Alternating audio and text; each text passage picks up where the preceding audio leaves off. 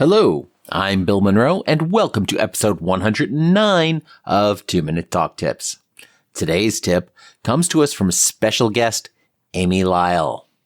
Immediately challenge the audience to discover a truth about themselves that proves the premise of your talk. So if the group knows that you have an appreciation or understanding of their personal issues or their business situation, then they're going to engage with you. And I'm throwing in as a bonus, really try to make them laugh within the first 30 seconds.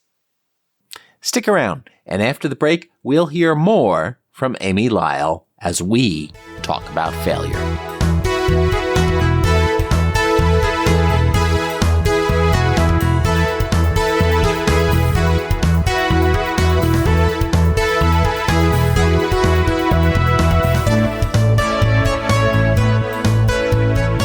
Welcome back. I always enjoy talking to folks who follow a path similar to mine. Sales, training, and speaking. The way our careers end up different despite such a similar progression is fascinating and demonstrates the possibilities available to all of us. There is no one path to your destination and no one destination to your path. Amy Lyle is one of those guests who followed a path similar to mine and has built the latest iteration of her career very differently, and all out of failure. Or rather, talking about failure. Her own and giving people an opportunity to share theirs. And she's funny and compelling. When it seems like the interview is over, keep listening because, well, we kept talking. And enjoy talking about sweet, sweet failure. And an alpaca. Most people avoid talking about their most cringeworthy moments, but not our next guest, Amy Lyle. She has turned her own disasters into the Book of Failures, and her newest release, We're All a Mess, It's Okay, is a collection of funny essays and one-liners about the struggles of everyday life. Now, let's meet Amy. Amy, I am so glad you're able to join us here on 2-Minute Talk Tips this week. I am so excited to be here. So let's start by looking backwards a little bit. What was your earliest memory of speaking to groups of people? Well, my sister and I held court a lot. We were swimmers on swim team. And I don't know if you've ever been to a child's swim meet, but they seem like they're like 24 hours long. You get there so early and you're there. And so, in between your events, it's just a million little girls, eating snacks, hanging out. And so, I was going to say that's not too unlike speech and debate tournaments. Yeah, exactly. And, we would be able to hold court mainly doing silly things, no instruction. So you started off sort of performing for the contingent of girls at the swim meet. Yes. And we had the confidence to do that because we were raised in this very military type environment. My dad was super strict, real strong personalities are really fun to imitate. And so we used to do complete comedy shows, imitating my dad and all the ridiculous things that he would say to us, even if they were true. The way he said them was so ridiculous, like drink more water. It didn't matter if you had your heart broken or you had pneumonia. The answer was to drink more water. Which has an added level of humor when you're doing it right next to the giant swimming pool. Yes, we would imitate. Everybody would imitate their parents at the swimming pool. We would take turns imitating our parents. So it sounds like not only did you start early, but you've always really liked performing. Yes, I was a ballet dancer, not a good ballet dancer, but I was a ballet dancer as a little kid. And so I did like performing, but really my favorite performances were in my basement on my roller skates. It's amazing how so many of those early childhood experiences then inform what we choose to do later in life and how comfortable we are taking those risks. Yes. I would have loved to pursue, in college, theater or, something in that field. But my parents were like, never, if we're paying for you, just go to school, you're going to be a business major. And so that's what I did. And, I went into sales for 20 years. And, a lot of that time was spent being a corporate trainer. There was a lot of performance in public speaking and corporate training when you're dealing with very large groups of people and you have to engage them for, 6 to 7 to 8 hours a day for weeks on end. You start to get pretty clever on your feet. Yeah, I used to run the training group over at Toshiba, and I did a lot of it at Microsoft as well, teaching customers and channel partners how to sell our products. And, I always said it was all the fun of sales with none of the hassles of cold calling or quotas. Yes. Well, I worked for one of the largest, they may be the largest staffing company in the world, Randstad. And I worked before I worked the same thing. It was a sales training position, but we had programs where we'd have new kids out of college, college grads, and we teach them to be recruiters, IT recruiters, technical recruiters. I mean, it was like Survivor. Like we would have them in a hotel. We'd have them from all over the country. We'd sequester them in a hotel, and every week we would vote some of them off the island because they wouldn't understand what really an IT recruiter is. They're like, we're going to help people get jobs. They're like, no. They already have a job and you're trying to steal them and put them on a different job, or you're trying to grab them when they're done with this contract and put them on your contract. Like they don't need you. They have 12 other job offers. And so it's not like this warm, fuzzy, like I'm going to help people. It's not like that. It's 100% sales. And then you've got to, learn to bring in your engagements. Like that's the first step is dealing with the candidates, but then you've got to be able to sell the candidate to the client. Oh my goodness. So we would do that the program was 8 weeks. And at the end of the 8 weeks, we hope to have like 10 left. And then we would deploy them all over the country, wherever we needed help. It's interesting. It's one of those fields where folks who get into it because they love something else, because they love helping people or they love IT, but they don't come into it thinking they're ever going to love sales. And, I found that right. I found that too in dealing with computer salespeople is they got into it because they loved computers, not because they loved sales, and they're embarrassed to be salespeople. They feel ashamed about it that really they shouldn't. Yeah, some of their best salespeople had an IT background and they did so well because they spoke, the language, and it was so easy for them to navigate around in the world, which is, a hard point of entry if you've never worked in IT.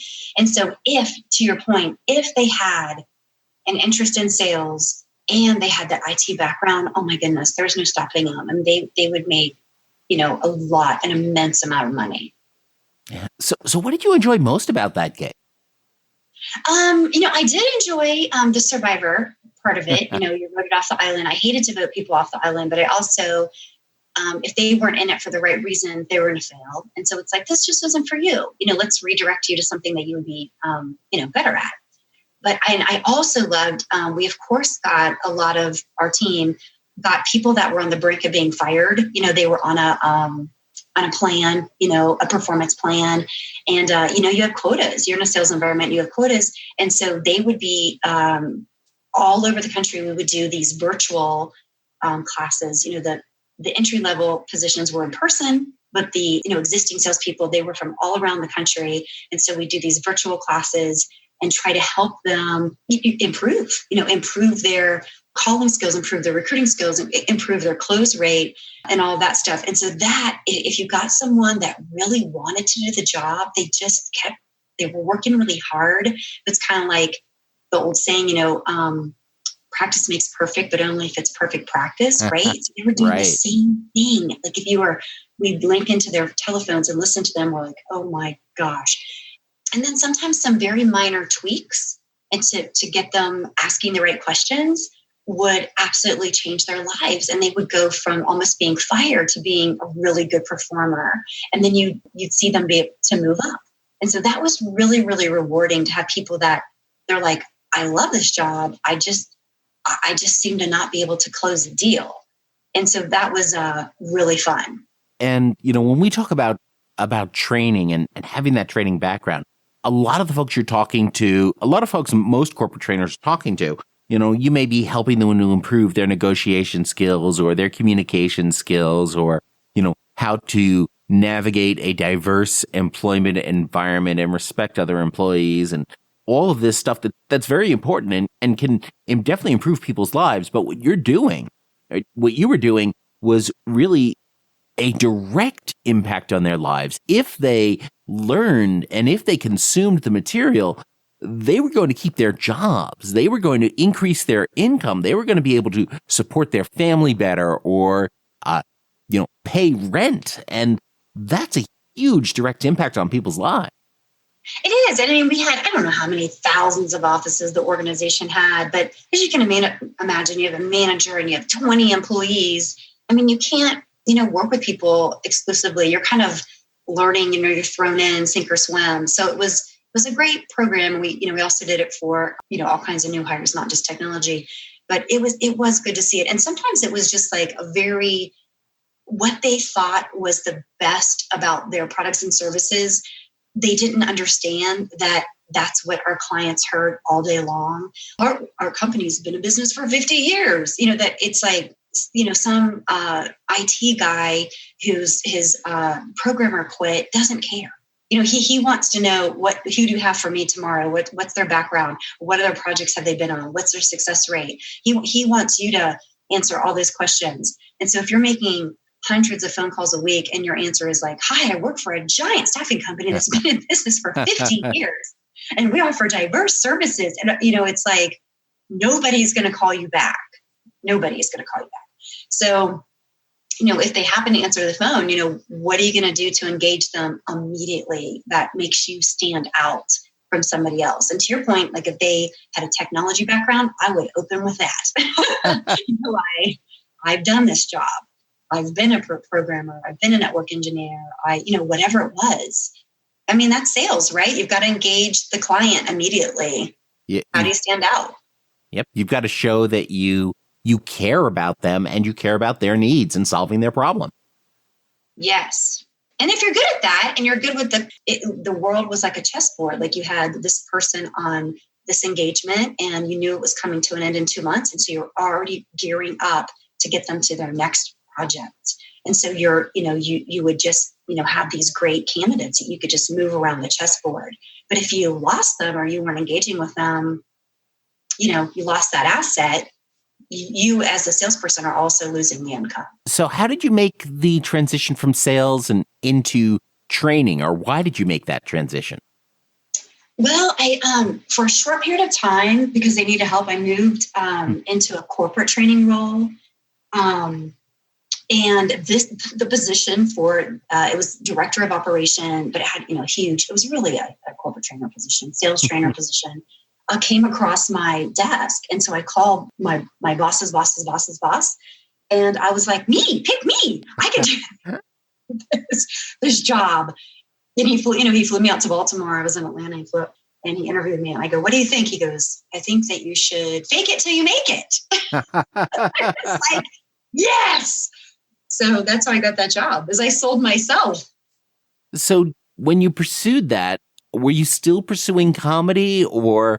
Oh, goodness, no. So this was sort of also gave you an opportunity to just sort of feed that or scratch that itch to perform like you had back at the swimming pool. Oh, yeah, sure. I mean, in sales, if you're in outside sales, you're performing like, it depends on who you're talking to. If you're talking to a C-level executive, the information that you're going to present is going to be different than if you're talking to the office manager. And I don't mean that in a mean way. I just mean what's important to an office manager is sometimes not what's important to the owner of the company, and dealing with them. So you're constantly kind of switching your pitch around. So how did your background then in training and in teaching these salespeople, how did that inform the comedy background you've transitioned to? I feel like the corporate training being, live, you're live all the time, a lot, either even if it's virtual, you're still talking live, throwing up slides or whatever, and or doing role plays or whatever. And then of course you're in large groups and sometimes hundreds of people, doing these training seminars of all kinds of people, different levels within the organization. And it's just like standing on stage where if you start to bomb or you start to lose people, you're really done and it's really difficult to get them back. And so that is a lesson that you learn every day of how to tweak that and how to read your audience in a manner that, and you have to switch it up. What worked yesterday may not work for this group. What works on a Monday, first day of training, doesn't work on Friday. Sometimes, they're tired, they're beat down. And so I think it makes you read your audience better. Being a corporate trainer, I think, and a salesperson, I think helps me read the audience better. And I don't do a ton of stand-up comedy. I do a lot of stand-up comedy because I'm an MC for a lot of events. And so there's always an element of that. But as far as me like going to the punchline, that doesn't happen very often. I have 4 kids, 2 dogs, and a husband. But I am a comedy writer. I have 2 books out. I have a screenplay out. I think all of that engaging with people constantly, it kind of goes through my mind when I'm writing. And of course, I'm like a good dinner party guest, right? Like I'm constantly pitching stuff, telling a story and like, oh, that's a pretty good story. Put that in there. Well, I'll definitely keep that in mind for my next dinner party. Yeah. So how would you said you're doing a lot of these virtually and a lot of them are live. How would you present differently for a virtual training than for a live training? The cool thing is I got to present my data in any manner that I want as long as it's approved by my boss. And my style was very different than my coworker, Daniel, who had an accounting background. He's very, strategic, and here's slide 17 and, whatever that worked for him. And frankly, he was presenting to people that wanted to recruit the accounting field. So they're a different group. So I would put some comedy in that, and I would try to not pop quiz them, but sometimes you'd have over 200 people on the phone, and so I'd try to have people give me examples of that week, what they had learned last week that worked successfully. I try to have them role play that so we all can learn from that, and I was constantly learning too. I'm like, oh my gosh, I've never thought of that, and so having just me bark data at them, I don't think is very effective.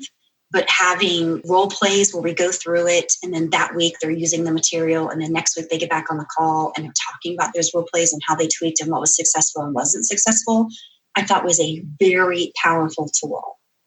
That you could, you don't want to script things per se, but truly, if you're in a technical field, you have to memorize some stuff. You really do. Because, your client's going to come at you, or the candidate's going to come at you with all kinds of questions. So you need to be prepared. And you were in sales, there's only so many objections a client can give you. And there's only so many objections a candidate can give you. There's a finite amount. And so you as a salesperson need to be 100% prepared for those. And so we would practice those a lot. And even on the phone, it was a live call. It was just, a combination of like, I couldn't see them, they couldn't see me, but I would put, the role plays up or, whatever on the screen. Right. It's one of those things you've got to work to keep their attention in a different way when they can just look over at their second monitor where they've got, where they're doing their email versus in the crowd where, they know you can see them. Yeah. And I was, in their shoes for so long. I was a very successful salesperson. And so I think, and you and I talked about that earlier about my 2-minute tip is if you can prove a premise with your audience early, if you are bringing them some truth early and you can have them prove it on their own, like, you know what I mean? Like, let's take an example for the recruiters, calling clients, right? Because, they have to recruit individuals, but they also have to sell the engagement. So they're dealing with candidates and clients. So they're calling the client, and I'm throwing out, like we're role playing, I'm throwing out every single thing. We already use another service. We have a 3-year contract. We've had a bad experience with your firm before, whatever that is. Like, as soon as I role play that the first day and I give them all those objections that they have heard, you have their attention. They're like, oh my gosh, that is what I'm hearing every day. If she can fix those problems for me, I'm going to be more successful. If she has a better idea of how to approach that issue, I'm going to be more successful. So I think that's the key, is building trust with them. I understand you. I've been in your shoes. I know you're hearing. Are you hearing this every day? What else are you hearing? They take pause. They're like, oh my gosh, I do hear that every day. I hear that exact same objection every day. So how can we handle that better? How can we immediately change your response to that objection? Like today, what are we going to do today to change your response? When you get off this call and you're calling your next client, you're going to handle that better and your success rate's going to go up.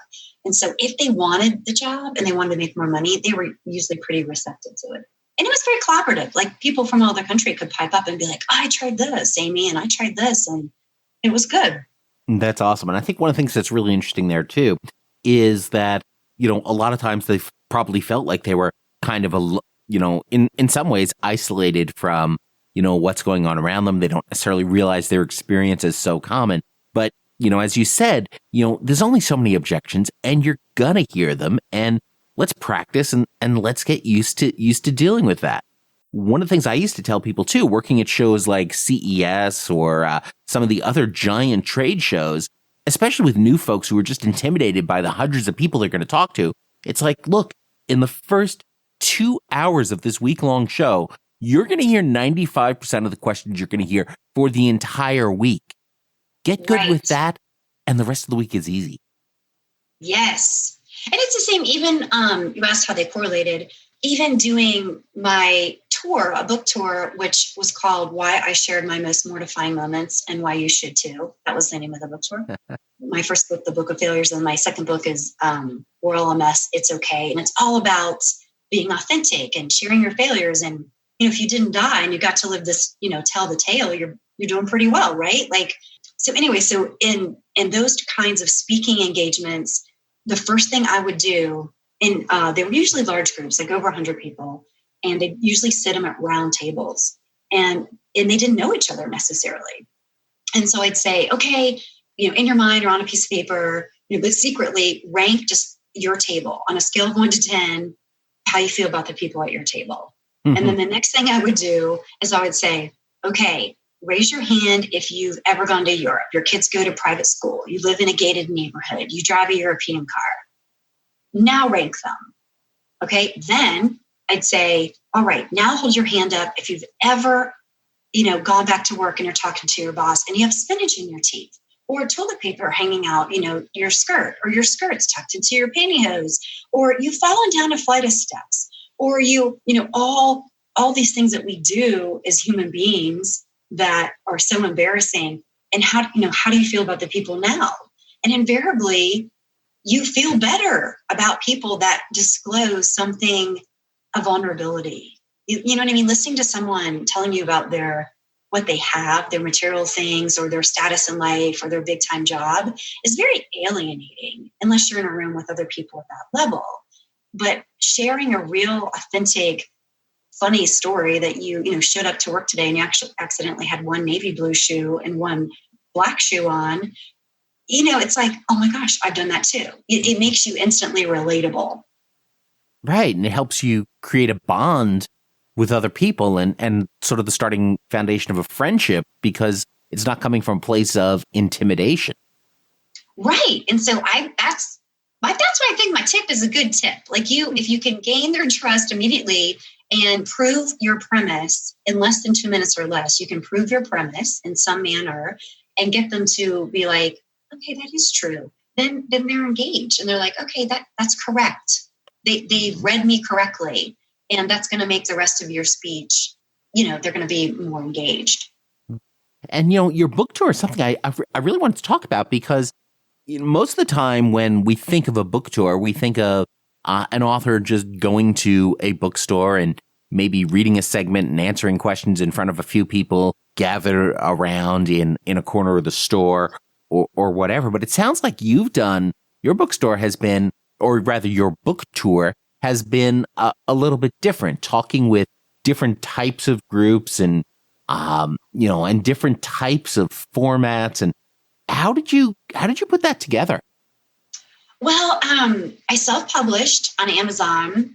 My publishing the book was a means to an end. I had written a screenplay, and an entertainment attorney said, I'm not going to represent you. You don't you don't have anything out there. You don't have any work out there. And I was like, what? And he said, you need to write a book or something.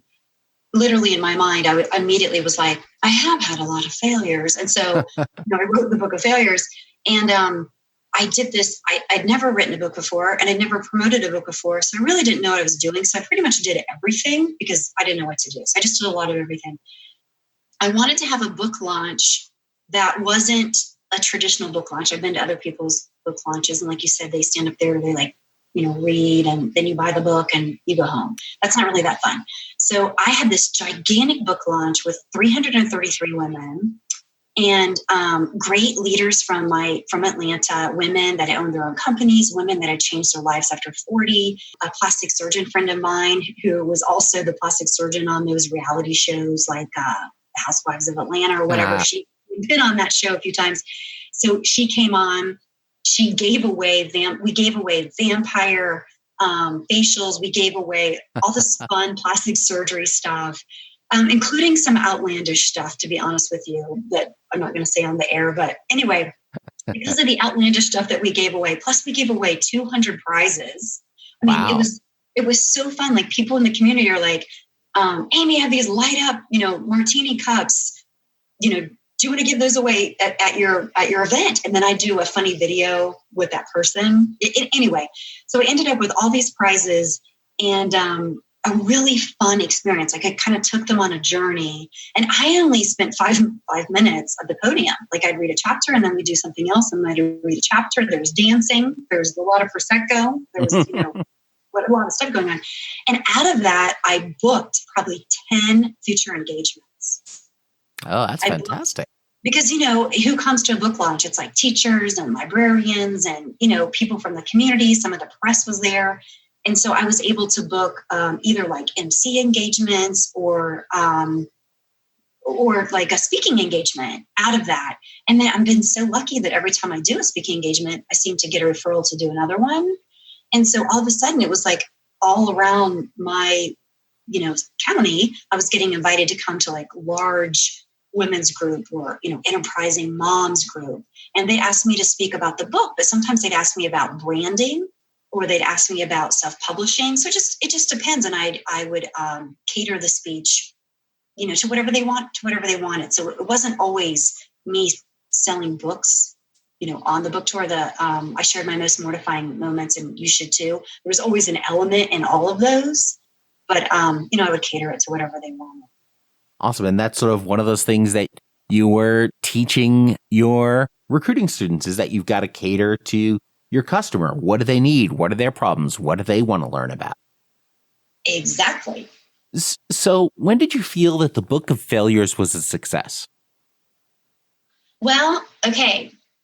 It started off as a failure. This is a funny story. So I told you this book launch with 333 women cost me as much as a wedding. Wow. Okay. I didn't really know how much money there was in self-publishing. Since I realized not that much, but I didn't know that. So sure. I had this huge party, and it was kind of like I didn't even have books out on the table that people could buy. It was if you know anything about Amazon, your book sales, 90% of them come from ebook sales, and that's where your ranking is rated. And so I wanted to do like a 1, 2, 3 countdown. Everybody buy the book on Amazon. Well, the 1, 2, 3 countdown, it crashed the server. Oh, wow. Yeah. So I sold. You broke Amazon. I broke the country club server. Oh, okay. Yeah. Gotcha. It was just like too many people, trying to be on the internet at once. So, or on their Wi-Fi or I'm not technical, a technical recruiter, Gotcha. Yes, but not really technical. So, but the next day I sold 500 books, and the next day after that I sold 500 books, and the next day after that I sold 500 books. And then from then on, it was very steady. And so, I did feel successful, and I felt successful when my book was #1 above David Sedaris and Trevor Noah and Tina Fey and Amy Poehler and Humor and Entertainment. That was a very big deal for me to be #1 in a giant category, humor and entertainment, above very famous people. Yeah, that is fantastic company. Yeah. And my other book opened at #1, which was really exciting because I learned a lot in the past 18 months about Amazon and marketing and your categories and your keywords and Christmas, launching a book in November is a lot more lucrative than launching the book in May. They bought the book for gifts. And, and when it can tie into then the suggestions, and even if they weren't familiar with it, it's right there and it's super easy and folks are adding things to their wish lists anyway. And it just makes it so much simpler in a lot of respects. It does. And I was so lucky. Atlanta's been so good to me. Like a lot of, several big groups put me on their holiday wish lists. It was really nice. Like products and services and stuff from people in Atlanta. And I was so lucky that they invited me to be a part of that. And so that was kind of fun. Some free advertising that I got, like, they post that on their Twitter or Facebook or whatever. Like there's one, it's called OTP, Outside the Perimeter in Atlanta. And, they put me on their list. So that was fun. Or Enterprising Moms put my books on their list. So that was really fun. And once somebody has seen it in 2 or 3 different places, it really just sort of builds its own momentum from there. Yeah. And we have a really funny ad campaign. This book, I did not do a live, like a 1, 2, 3 giant party. I did, I'll try to tell the story as fast as possible. For the photo shoot cover for this book. And you've got fantastic photos. Thank you. Andrea Heroncheck took those in Atlanta. She's in Atlanta, and a good friend of mine, took those photographs for both the covers, actually. But 2 days before the photo shoot, I wanted a llama on the cover, a live llama, a real llama, because I'd seen a video of a therapeutic llama, and I'm like, oh my gosh, llamas are so funny. Plus, llamas are like known to be friendly, and it was like my spirit animal was like a llama.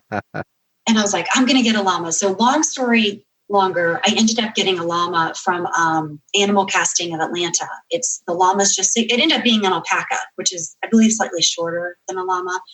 So llama light. It was llama-esque, yes. Yeah. And for anyone listening, the rates for a llama are like Stormy Daniels rates, like they're very expensive. But so we had the alpaca on the set. And so then after that, a girlfriend of mine, Becky, who's actually on the cover, she's the blonde lady on the cover of the book. She's in PR, and she took a real photograph of the llama, the alpaca. And those, it's like an app, and it makes the mouth move of the animal. Oh yeah. So what is it, like Animojis or something? Yes. And so she got a higher end of one of those, not the free one, but she had something, she's on her, she's in marketing. So she has like a higher end version of that. And we hired this guy, Chris Corzo. He's a voiceover artist in Atlanta. And we made this alpaca the mascot for the book. And it's so funny. He's so funny. So like for Christmas, he's like, and he sounds like, when he did the voiceover audition, he did all kinds of voices, a British accent, a stoner accent, like, dude, buy the book. But then he ended up doing this funny South American accent. And he's like, Merry Christmas. And he's like, what? You're Jewish? Oh, that's okay. Happy Hanukkah to you. Okay, buy the book. It makes you very... And so he does all these funny sayings. He's like, the Happy New Year one, he sounds kind of tipsy. He's like, I've been into like the liquid hay, and I just, for me, Lyle, I want to wish you a very, very happy New Year. It's so funny. And then, of course, I'm trying to get on Ellen, DeGeneres. Of course. So he made one. He goes, Ellen. But he's so funny. So instead of spending the money on the live Prosecco party, I invested in doing a broad, internet campaign this time. And it's been really fun. Like, it's been pretty successful. Like, the alpaca is so funny. People share it, which is like, that's what you want, is somebody to share it. Yeah, that is awesome. And that does sound like it's just so much fun. And probably, obviously there's still stress in that, but it's a lot different than putting together a live event where somebody also has to make sure that just everything gets to the tables that's supposed to be at the tables. Somebody has to open all of that Prosecco and then clean up at the end of it. I suppose cleaning up after an alpaca is a little different, but. Yes. Well, I hired for that. Sure. But this was fun. And it's like, it's so funny, Bill, because I was listening to your podcast this morning, and I was listening to, I can't remember the guest's name, but you'll probably remember, but she was talking, which was like an age old rule, like nobody wants to be sold to. Nobody wants to be sold to, but people love to shop. That was her saying. So I don't know if you remember who the guest was, but it was a great words of wisdom that she gave. And I think that's true too. Me going online being like, buy my book. That's not fun. But, so every, once a week I'll post like a flat shot, like almost like a cartoonish type shot with a, like the, where it's thinking, the quote bubble, and I'll put a funny clip from the book, a funny paragraph, the punchline or whatever. And then one day a week, I put those videos where the alpaca talks. So then it's not, buy my book. It's just kind of like, here's a funny story, and if they're interested, they'll click the link. It's as simple as that. I think storytelling is so much more effective than buy it. That doesn't really work. You don't follow people that's all they do is have sales things on their social media. You're like, I'm followed. Nobody likes that. So, I mean, I guess we get a little bit of a sense from the titles, but what are the books about? Well, the first book, The Book of Failures, is my personal fiascos and disasters. Everything from, relationships, everything you can think of, getting fired, trying to blend families. My husband and I got married 8 years ago, and, I was, a traveling person, as a corporate trainer. And then all of a sudden I had to cut back on that and be with 4 kids. So I went from having 1 kid to having 4. And it was a disaster. And I think a lot of people relate to that. Blending, it's worked out now, but blending families is really hard. Being a stepmom is really hard. Stuff like that. And, the whole point of it is I think that there is, when you share a vulnerability about yourself, it brings people together. And some people never share, like my mother, for example, she would never in a million years share her failure. And I think that also leads to not having a lot of depth in your friendships. And so the whole point of it is just like, be a little bit more open and authentic in this world of like filters and Facebook where everybody sees, the best of you. Like that's not as engaging as sharing a funny failure. So that was the first book.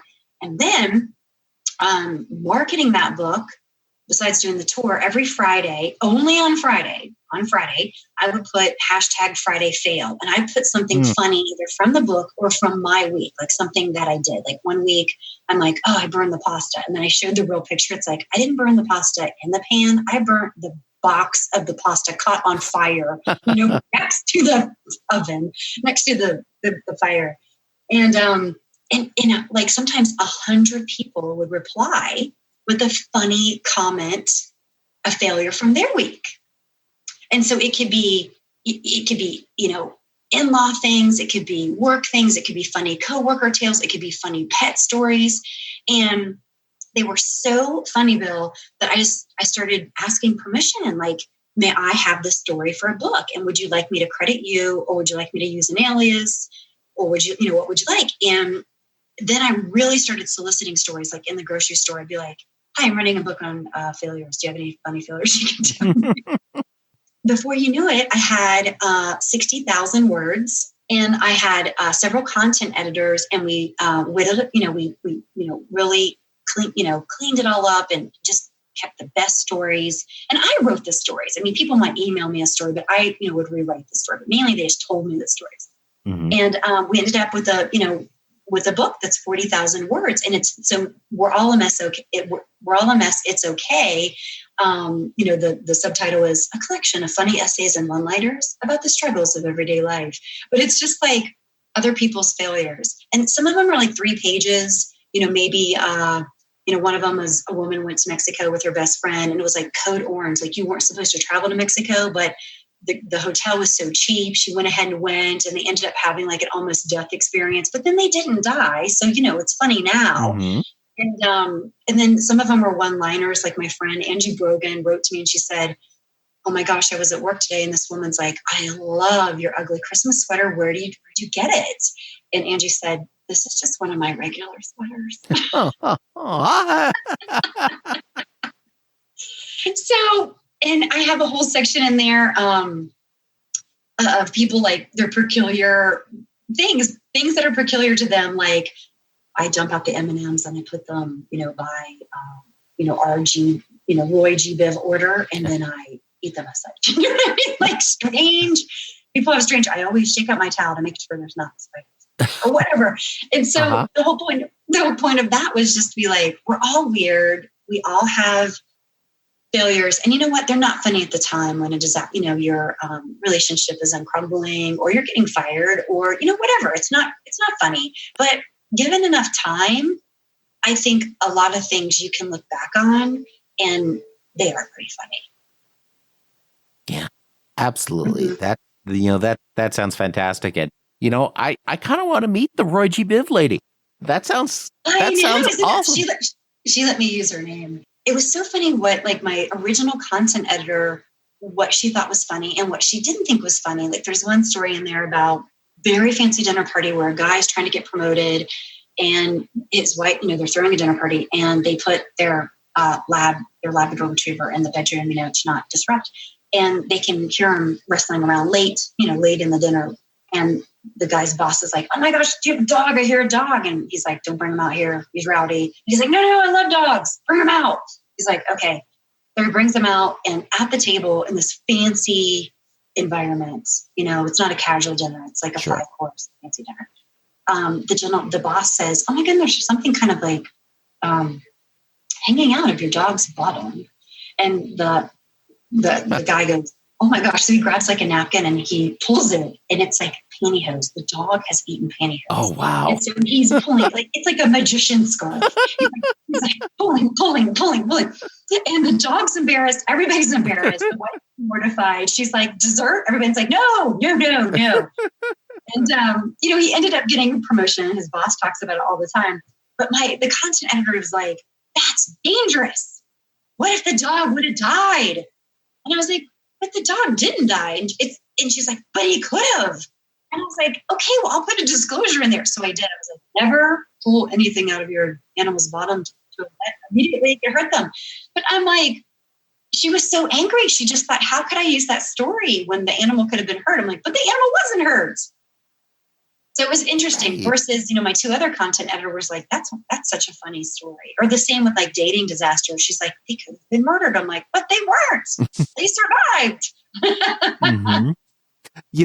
And that's one thing that's really interesting too, is that some people, the way people react to things like that, some people, just find they have to find humor in everything to deal with it. And others that can just horrify them. And it's different aspects of different things that will drive that response from the same person. It is. And comedy is such a personal thing. It really is. You can tell it's like asking people what books they love, asking people what comedians they love. Like, I appreciate all kinds of comedy, but like, I don't like insult comedy. I don't like that. I like comedy where it builds you up and you feel like you're part of it. I don't like when they insult people, but to each his own, right? But it is such a personal thing. So when you write, on stage, at the Punchline or whatever, you're doing comedy, or you have written books about comedy, or, have a screenplay, film, it is really personal. And so it really impacts people in strange ways. Like most people, if you read my reviews on Amazon, 99.9% of the people are like, oh my gosh, this made me feel like, one, do you have a video camera in my home? Like, this is what's going on in my house too. I'm trying to work and be a good wife and handle the kids. And then, or, I feel like I suck less. One woman said that. I feel like after reading your book, I feel like I suck less as like a parent and a wife. Like, we're all in this together. Mm-hmm. And then other people were like very offended that I quote unquote didn't have any like serious failures, and I'm like, okay. And they're right. I've never been in jail or luckily never been addicted to drugs or anything like that. But I don't think that takes away from the book. I mean, I think the book is a fun, 99% of the population could relate to it. It's just like everyday life stuff, being a mom, working, relationships, animals, you know, pets, stuff like that. So whatever, but to each his own. Right. I mean, I have my strong opinions about things. I would never write somebody else to review, but yeah, I may have caught him on a bad day. Who knows? Yeah, exactly. So, Amy, if folks want to know more about you and what you're up to, where should they go? Sure. My website is www.amylyle.me. I would love for them to sign up. I don't know if I've ever sent. I think I did send an announcement for my new book coming out, but I don't, send out a bunch of stuff. But I would love for them to sign up, because then when my movie is released next year, I could at least be like, heads up, look for, this movie. Plus, that helps with producers when you can say, hey, I have a mailing list of X number of people. It helps everything, to be honest with you. But it's not, you're not going to get solicited on my email. And then my Instagram account is author Amy Lyle. Twitter is Amy Lyle. And my Facebook page is amylyle.me. And we'll have all of those links available over at 2minutetalktips.com/Amy Lyle. Thank you. And the books are available on Amazon. Fantastic. I'm going to have to go check those out in more detail. So, Amy, thank you so much for joining us this week. This has been awesome. And this has been also a really entertaining way for me to start my day here. Well, I hope that you edit it to be something marvelous, and, people listen to it and they have a better, a better outlook about things. Like, it's okay if you fail. It's okay if you bomb. You just gotta make changes. Try again. And every speaker will eventually bomb on stage. It happens. Oh, yeah. And you know what? We all live. You live to tell the tale. Exactly. And then you can use that the next time. I mean, that's like Tiffany Haddish. I bet she's already written a funny bit about her failure in Miami. I mean, I bet it's going to be hilarious when she tells that tale. Absolutely. Absolutely. One of the things we talk about a lot is the power of storytelling and the importance of storytelling. And a lot of people say they don't have a story. They don't know what stories to tell. It's like, everybody has a story. Don't you think everybody has a story? Absolutely. Everybody has a story. Everybody is an individual. Everybody has, from a serious side, everybody has a unique background that has made them who they are today. That has brought them to be the individual that they are. Even if they don't think they're all that interesting, they are. It's one of those things where you can even go back to the idea that no one is a hero in their hometown. The closer you are to yourself, the closer you are to folks around you, you're not going to recognize when they do things that are extraordinary. And you're not going to recognize when you yourself do something that is extraordinary. And it is extraordinary, but you got to be able to step back. You got to be able to just go ahead and make those lists, figure out what stories have happened to you. Just because you don't initially find them interesting, other people will, because it's not their story. They'll relate to it, but it's not the same one that they lived. And that becomes fascinating to them. And any of those failures that you have, if you do bomb, and it doesn't happen often, but if you do, you know what? That's another story to add to the list. It's not something that is going to make you a failure. It is going to be something that is going to make you even more successful in the future when you can tell somebody about that. I agree. And I think you have to enjoy the journey. Like, if my goal was to get the screenplay built 7 years ago. This has been the mentor guy that I work with on the film. He had a real job. He was like executive at Salesforce.com. He was extremely busy. So he'd send me notes on the film. I'd make the corrections. I'd send it back. I wouldn't hear back from him for 8 months. He'd read the film, send me notes. I'd make corrections, make the changes, send it back. Wouldn't hear back for 6 months. Like this, the process of this 90-page screenplay took years. And then finding a producer and all of that, like, in the same for the book. It's like, if I wanted to be a New York Times bestseller and that's the only thing I was, interested in, I'd be miserable. But, I'm having a lot of fun emceeing local events. I'm having a lot of fun going on podcasts and local television shows. I'm having a lot of fun meeting other writers and filmmakers. And so I think sometimes people set their their bar so high that they don't enjoy the journey of getting there.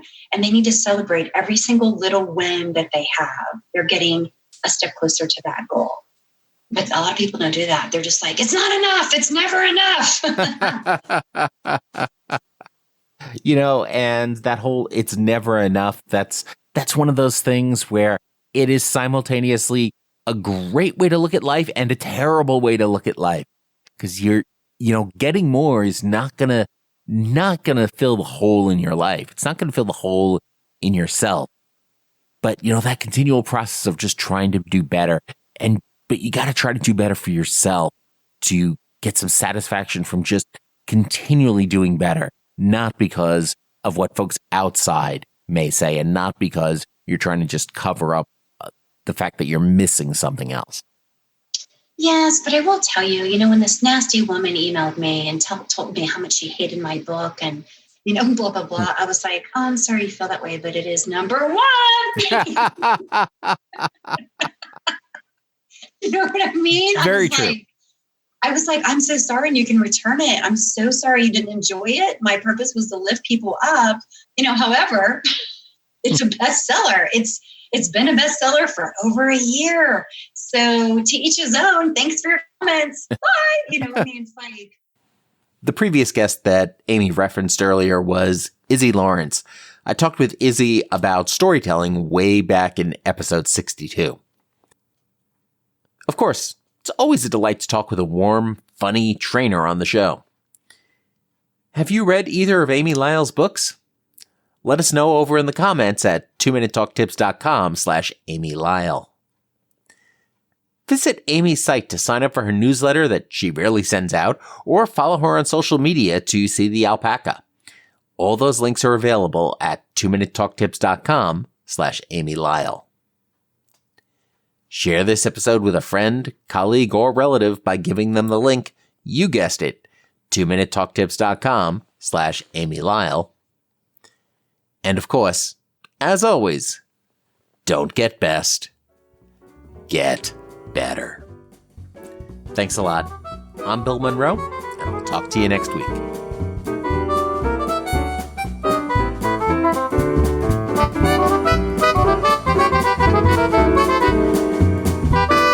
Two-Minute Talk Tips is a proud production of the Currently Speaking Podcast Network.